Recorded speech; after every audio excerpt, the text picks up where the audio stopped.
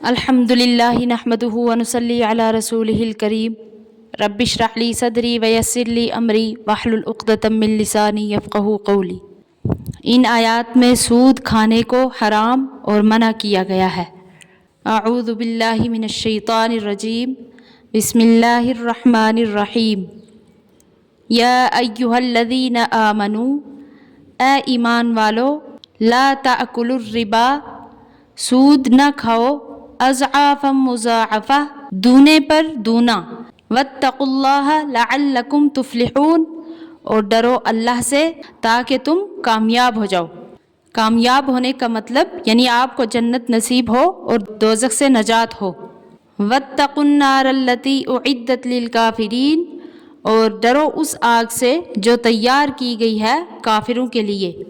اور یہاں پر جو لفظ آیا ہے اضعافا مضاعفہ، یعنی دونے پر دونا، کیونکہ کچھ قرض خواہ جب ان کا قرض وقت پر لوٹایا نہیں جاتا تھا تو وہ سود کو اتنا ہی اور پھر بڑھا دیتے تھے، تو اسی کے بارے میں فرمایا کہ دونے پر دونا مت لو۔ وَأَطِيعُوا اللَّهَ وَالرَّسُولَ لَعَلَّكُمْ تُرْحَمُونَ، اور حکم مانو اللہ کا اور رسول صلی اللہ علیہ وسلم کا تاکہ تم پر رحم کیا جائے۔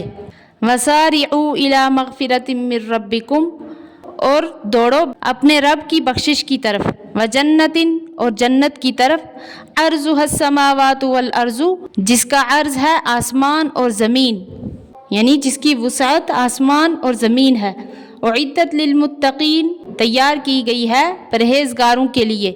تو آیت میں فرمایا وَأَطِيعُوا اللَّهَ وَالرَّسُولَ، کہ اللہ کا حکم مانو اور رسول کا۔ حالانکہ رسول کی اطاعت بعینہ اللہ تعالیٰ کی اطاعت اور اس کی بھیجی ہوئی کتاب یعنی قرآن کی اطاعت کا نام ہے۔ جیسے کہ قرآن کریم ہی کے ارشادات سے یہ بھی ثابت ہے کہ رسول کریم صلی اللہ علیہ وسلم جو کچھ فرماتے ہیں وہ سب اللہ تعالیٰ کے حکم سے ہوتا ہے، اپنی طرف سے کچھ نہیں ہوتا۔ قرآن کریم کا ارشاد ہے وَمَا يَنطِقُ عَنِ الْهَوَىٰ إِنْ هُوَ إِلَّا وَحْيٌ يُوحَىٰ، یعنی رسول کریم صلی اللہ علیہ وسلم جو کچھ بولتے ہیں وہ کسی اپنی خواہش سے نہیں کہتے، بلکہ وہ سب اللہ تعالیٰ کی طرف سے وحی ہوتی ہے۔ تو پھر ان دونوں اطاعتوں کو الگ الگ بیان کرنے کی ضرورت کیوں ہوئی؟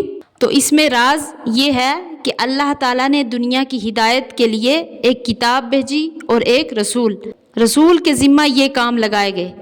اول یہ کہ وہ قرآن کریم کی آیات ٹھیک اسی صورت اور لب و لہجہ کے ساتھ لوگوں کو پہنچا دیں کہ جس صورت میں وہ نازل ہوئیں۔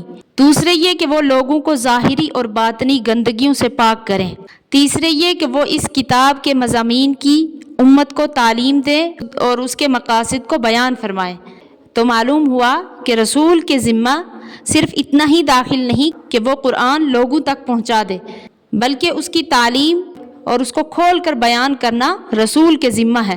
جیسا کہ قرآن کریم نے ایک حکم مجمل یا مبہم الفاظ میں بیان فرمایا تو اس کی تشریح اور تفصیل رسول کریم صلی اللہ علیہ وسلم نے اس وحی کے ذریعے سے لوگوں تک پہنچائی جو قرآن کے الفاظ میں نہیں آئی، بلکہ اللہ تعالیٰ نے آپ صلی اللہ علیہ وسلم کے دل مبارک میں ڈالی، جس کو ہر انسان کے لیے سمجھنا مشکل تھا۔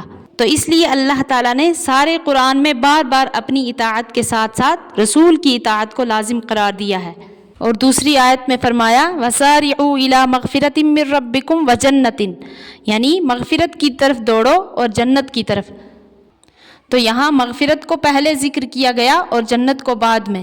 تو اس میں یہ اشارہ ہے کہ جنت حاصل کر لینا اللہ تعالیٰ کی بخشش کے بغیر ممکن نہیں ہے، کیونکہ انسان اگر تمام عمر بھی نیکیاں کرتا رہے اور گناہوں سے کنارہ کش رہے تب بھی اس کے تمام اعمال جنت کی قیمت نہیں ہو سکتے۔ جنت میں لے جانے والی صرف ایک چیز ہے، وہ ہے مغفرت الہی، یعنی اللہ تعالیٰ اس کو بخش دے اور اس کا فضل ہو تو وہ جنت میں جا سکتا ہے۔ اور جنت کے بارے میں فرمایا گیا ہے کہ اس کی وسعت اس قدر ہے جتنا سارا آسمان اور زمین ہے۔ انسان کے دماغ میں آسمان اور زمین کی وسعت سے زیادہ اور کوئی وسعت آ ہی نہیں سکتی، اس لیے سمجھانے کے لیے جنت کے عرض کو اس سے تشبیہ دی گئی، یعنی بتلا دیا گیا جنت بہت وسیع ہے۔ تو جنت کا یہاں عرض بتلایا گیا، یعنی اس کی چوڑائی اتنی ہے کہ جس میں سارے زمین اور آسمان سما سکتے ہیں۔ تو پھر جب اس کی چوڑائی کا یہ حال ہے تو اس کی لمبائی کا کیا حال ہوگا؟ تو جنت کا دوسرا وصف بتلایا اعدت للمتقین، یعنی جنت پرہیزگاروں کے لیے تیار کی گئی ہے۔ تو اس سے یہ بھی معلوم ہوا کہ جنت پیدا کی جا چکی ہے۔ قرآن و حدیث کے واضح اشارات سے معلوم ہوتا ہے کہ جنت 7ویں آسمان کے اوپر ہے، اس طرح کہ 7واں آسمان اس کی زمین ہے۔ اللہ تعالیٰ صحیح سمجھنے کی توفیق عطا فرمائے، آمین۔